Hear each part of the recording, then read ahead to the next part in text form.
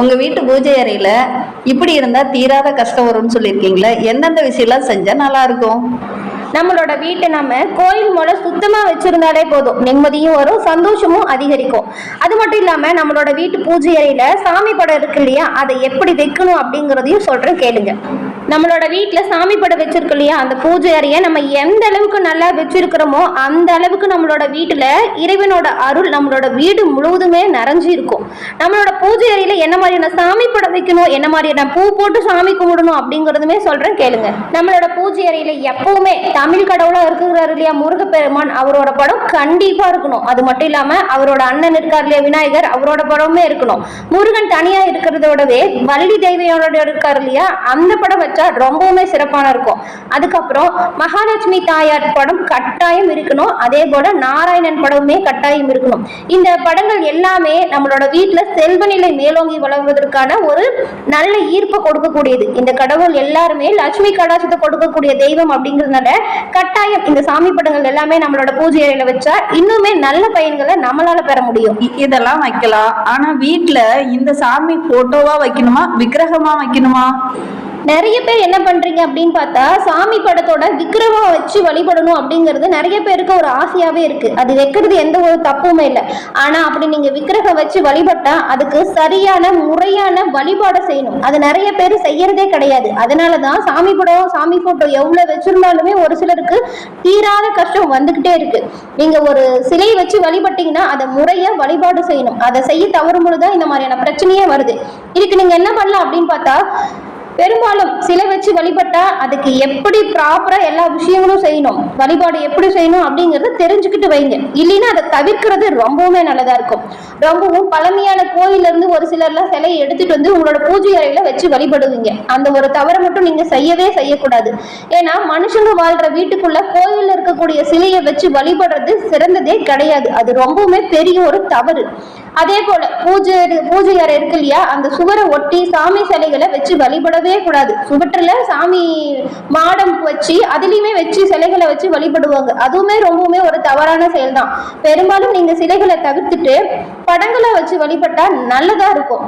சுவற்றை விட்டு சற்று தள்ளி வச்சுதான் எந்த ஒரு சிலையுமே வழிபாடு செய்யணும். அதுவும் சாமி அறையில இறந்தவங்களோட போட்டோக்களை வச்சு பூஜை செய்யவே கூடாது. இதுவுமே ரொம்பவும் ஒரு பிரச்சனைகளை கொண்டு தரக்கூடிய ஒரு வழிபாடு தான். நீங்க தனியா இறந்தவங்களோட புகைப்படத்தை வச்சு வழிபாடு செய்யறது நல்லது. சரி, சிலையெல்லாம் வைக்க கூடாதுன்னு சொல்லிட்டீங்க. ஆனா வீட்டுல எல்லா படங்களும் வைக்கலாமா? ஒரு சில படங்கள்லாம் வைக்க கூடாது அப்படிங்கிற மாதிரி சொல்றாங்களே, அது கரெக்டா? எந்தெந்த படம் வைக்க கூடாது அப்படிங்கறத நீங்க சொல்லுங்களேன். ஒரு சிலர்லாம் என்ன பண்றாங்க தெரியுமா, கோவில்ல எங்க பார்த்தாலுமே நிறைய சாமி படம் சாமி சிலை எல்லாம் வாங்கிட்டு வந்து பூஜை அறையில வச்சு நிரப்பிடுறாங்க. அது பாக்குறதுக்கு கண்ணுக்கு நிறைவாதான் இருக்கும். ஆனா அப்படி வந்து வழிபட்டாதான் சாமியோட பரிபூர்ண அருளும் நமக்கு கிடைக்கும் அப்படிங்கிற ஒரு நம்பிக்கை கிடையவே கிடையாது. குறைஞ்ச அளவுல சாமி படங்கள் நம்மளோட வீட்டுல இருந்தாலுமே நிறைவான பூஜை செய்வதன் மூலம் எல்லா வல்ல நல்ல பயன்களையுமே நம்மளால பெற முடியும். அதுலயும் வந்துட்டு சிவன், பார்வதி, விநாயகர், முருகன் உள்ளிட்ட படம் ஏதாச்சும் ஒண்ணு கிழக்கு பார்த்து மாட்டி வைக்கிறது ரொம்பவும் நல்லது. எந்த இஷ்ட தெய்வத்தையுமே பூஜை அறையில வச்சு நீங்க வழிபாடு செய்யலாம். அதே நேரத்துல உக்கிர தெய்வங்களா இருக்காங்க இல்லையா, மகாகாளி மற்றும் வராகி, இந்த மாதிரியான தெய்வங்களின் படங்களை வச்சு வழிபடாமல் இருக்கிறது ரொம்பவுமே நல்லது.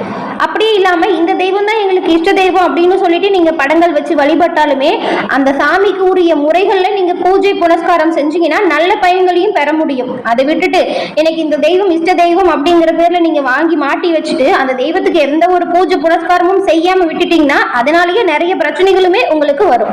பூஜை அறையில எல்லா நேரமும் விளக்கு வைக்கலாமா? காலையில மாலை நேரத்துல மட்டும் வைக்கலாம்னு சொல்றாங்க. எந்த நேரம் வச்சா ரொம்ப உகந்ததா இருக்கும்? நம்மளோட பூஜை அறையில ஏற்றக்கூடிய விளக்கானது கிழக்கு வடக்கு நோக்கி எரியக்கூடிய வகையில தான் தீபத்தை ஏற்றணும். பூஜை அறையில முக்கியமா சூரிய உதயத்தின் போது அல்லது சூரிய அஸ்தமத்தின் போது ஒரு நாளைக்கு 2 முறை நம்மளோட வீட்டு பூஜை அறையில தீபம் ஏற்றி வழிபடுவது ரொம்பவுமே சிறப்பு. அப்படி இல்லைன்னா ஈவினிங்ல கூட மாலை நேரத்துல கூட நீங்க விளக்கேற்றி சாமிகளை வழிபாடு செய்யலாம். பூஜை அறையில தெய்வங்களுக்கு உரிய சிறிய அளவில நெய்வேத்தியம் வச்சு விளக்கேற்றி வழிபடுவது ரொம்பவுமே முன்னேற்றத்தை தரக்கூடிய விஷயமா இருக்கும். அது மட்டும் இல்லாம நம்மளோட வீட்டுல ஒரு பாசிட்டிவான எனர்ஜி பரவுவதற்குமே இந்த ஒரு விளக்கேற்றக்கூடிய பரிகாரம் சொல்லப்பட்டிருக்கு. எந்த நேரத்துல வேணாலும் எப்படி வேணாலும் ஏற்றக்கூடாது. காலை மாலை அப்படின்னு அதற்குரிய நேரத்துல விளக்கேற்றி வழிபட்டா இன்னுமே நல்ல பயன்களை பெற முடியும்.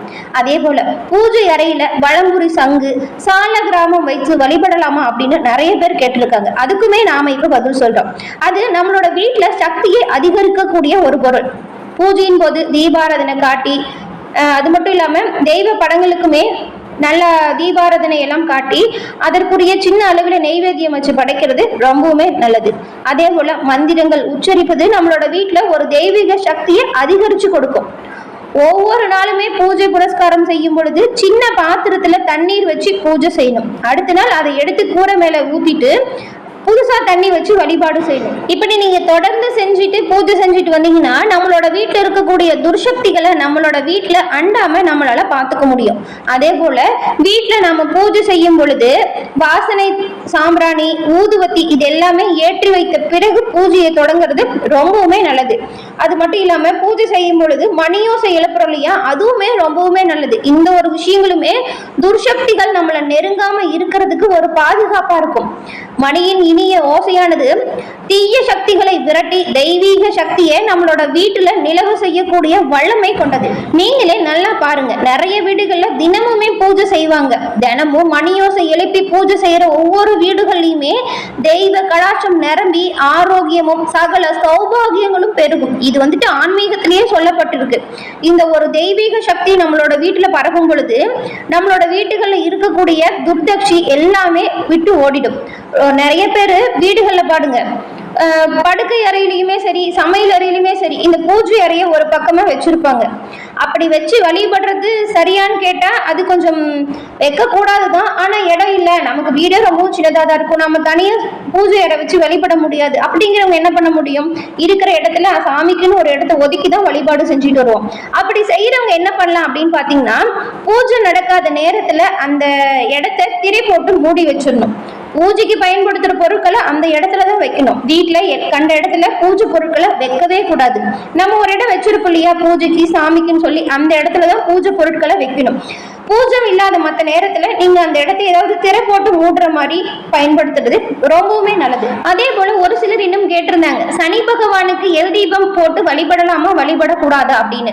சனி பகவானுக்கு வீட்டுல எல் விளக்கு ஏற்றி வழிபாடு செய்யக்கூடாது. அதே போல எலுமிச்சை பல தீபமுமே பூஜை அறையில ஏற்றி வழிபாடு செய்யக்கூடாது. இந்த ரெண்டு வழிபாடுமே ஆலயத்துல அந்தந்த தெய்வத்துக்குரிய இடங்கள்ல மட்டும்தான் போட்டு வழிபாடு செய்யணும். அம்மன் கோவில்களை மற்ற எல்லா கோவில்களுமே இந்த எலுமிச்சை பல தீபத்தை ஏற்றலாம், ஆனா வீடுகள்ல ஒருபோதும் ஏற்றக்கூடாது. அதே போல இந்த எல் தீபத்தை நவகிரகத்தில் இருக்கும் சனி பகவானுக்கு மட்டும்தான் போட்டு வழிபாடு செய்யணும். வீடுகள்ல ஒருபோதும் எல் தீபத்தை ஏற்றவே கூடாது. எந்த காரணத்தை கொண்டுட்டுமே இரும்பு பொருட்களை பூஜைக்கு பயன்படுத்தவே கூடாது. இரும்பு யமனுக்கு உரியது. வெள்ளி தாமிரம் ஈயம் பித்தளை மண்ணாலான பொருட்கள் எல்லாமே பூஜைக்கு பயன்படுத்தலாம். இரும்பு சம்பந்தப்பட்ட எந்த ஒரு பொருட்களையுமே நீங்க பூஜையில பயன்படுத்தவே கூடாது. மேலும் உங்களுக்கு நன்மைகள் வந்து சேரணும் அப்படின்னு நினைச்சீங்கன்னா பூஜை அறைய சுத்தமா வச்சிருக்கிறது ரொம்பவுமே அவசியமான ஒரு விஷயம்.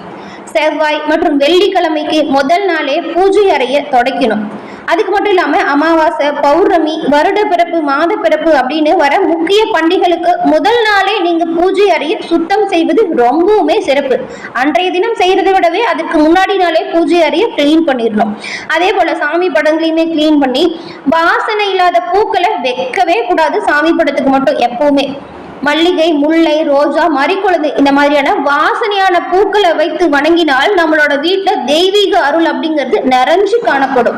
எந்த ஒரு விசேஷ நாளுக்கு முன்னாடியுமே நல்லா விளக்கு சுத்தம் பண்ணிட்டு மஞ்சள் குங்குமம் எல்லாம் வச்சு அலங்காரம் செஞ்சுட்டு அதன் பிறகு நீங்க தீபம் ஏற்றி வழிபாடு செய்யணும். அதுவும் நல்ல வாசனையான மலர்களை வைத்து வழிபாடு செய்யணும். இந்த ஒரு முறையை நீங்க தொடர்ந்து பின்பற்றிட்டு வாங்க. கூடிய விரைவிலேயே உங்களோட வீடுகள்ல நல்ல ஒரு முன்னேற்றம் வருவதை நீங்க கண்கூட காண முடியும். கஷ்டங்கள் குறைந்து இன்பங்கள் அதிகரிக்கும். பூஜை அறையை நாம எப்படி வச்சிருக்கிறோமோ அது போலதான் நம்மளோட வீடுகள்ல நிலவக்கூடிய ஒரு சூழ்நிலையே அமையும். நீங்க வேணா நல்லா யோசிச்சு பாருங்க. நிறைய பேர் அழகா வச்சிருப்பாங்க, தூய்மையா இருக்கும். அவங்களுக்கு எவ்வளவு கஷ்டம் வந்தாலுமே அதுல இருந்து எப்படி மீண்டு வராங்க அப்படிங்கறது தெரியாது. நம்ம எவ்வளவு பெரிய வீடா வச்சிருந்தாலும் பூஜை அறை தனியா வச்சிருந்தாலுமே அந்த இடத்தை தூய்மையா வச்சுக்கணும். பக்தி மனம் நிறைந்ததா இருக்கணும் அந்த இடம். அப்படி இருந்தா எந்த ஒரு பிரச்சனையுமே நமக்கு ஏற்படாது.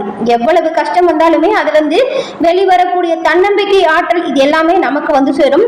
நல்ல ஒரு உயர்வு உண்டாகும். குடும்பத்துல சுபிட்சமான நிலை வர நீங்க பூஜை அறையை ரொம்பவுமே சுத்தமா நாங்க சொன்ன முறைப்படி வச்சிருந்தாலே நல்ல பயன்களை பெற முடியும். என்ன நேயர்களே, இந்த பதிவு நீங்க பயன்பெறும் வகையில் அமைஞ்சிருக்கும்னு நினைக்கிறோம்.